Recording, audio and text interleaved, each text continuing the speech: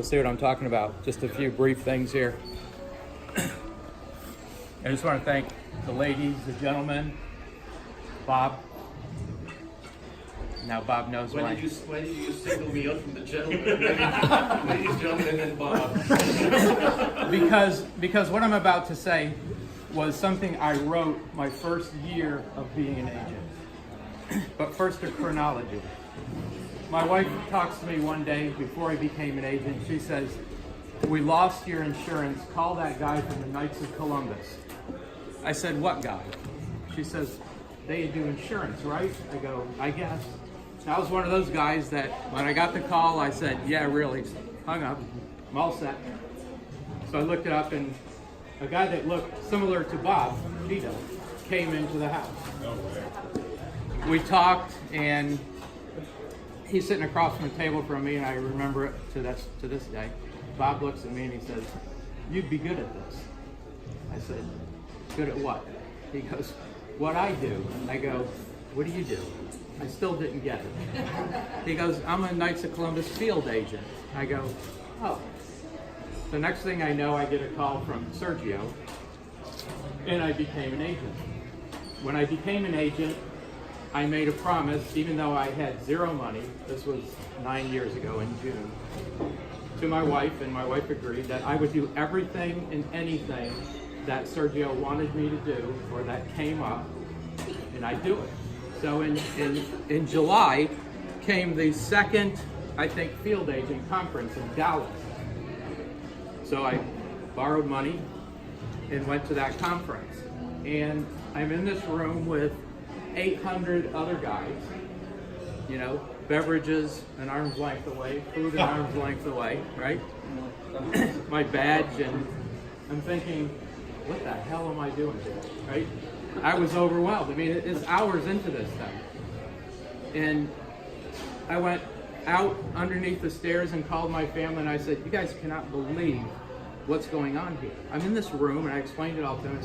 I said, "I don't even know what I'm doing here," right? So, but I kept doing it. I went to field agent school, and I was on the 22nd floor, and I was talking to Bill Murray, and he was pointing out all the sites, and he's telling us when he was a altar boy, when he was 10 years old, him and his brother were asked to dedicate the Knights of Columbus building, and he did it. And 10 years later, he went to college, and he got a job with the Knights of Columbus. And of course, last year he became the vice president. So I thought, this is dedication. Father McGivney's 4-ton granite vault. I mean, everything, all of it, one thing after another. Went to my first trip, watched the #1 guy give this speech.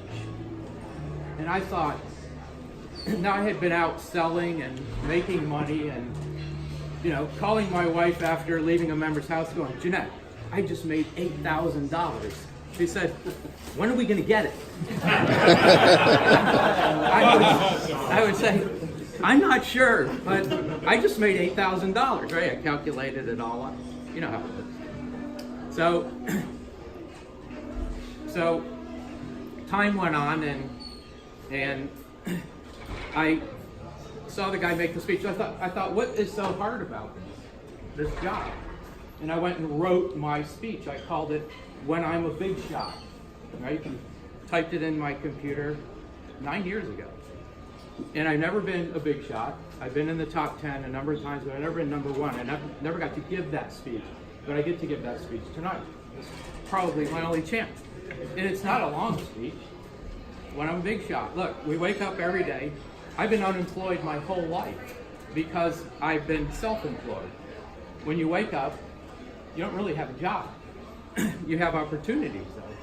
Your opportunities are to lay in bed, watch Fox News or CNN or whatever you watch.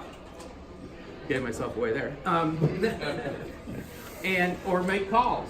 Call Catholic people, Catholic families. Make appointments. Go out to their homes. Talk to them about what I believe is the best financial products in the world, right? After a number of years of doing this, you've seen everything else that's out there. You know what we have compared to what they already have. You go to churches, priests become your friends. You go to council meetings with a bunch of men that believe the same thing you do. You go to festivals and fish fries. Your kids come with you. Your kids say, "Where are you going, Dad?" "I'm going to a funeral." "You met that guy at the fish fry." "Oh yeah."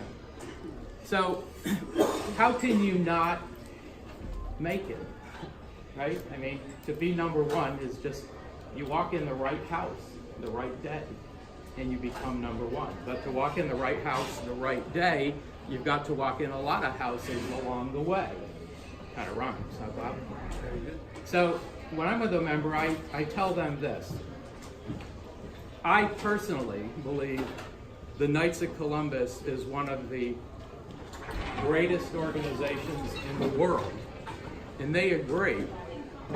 Now I go a little bit further to say, and they don't have to agree with me on this, but this is what I believe. The Knights of Columbus is one of the greatest organizations in the history of the world. That's what I believe. And that's what I would say. I was a big shot. That's awesome.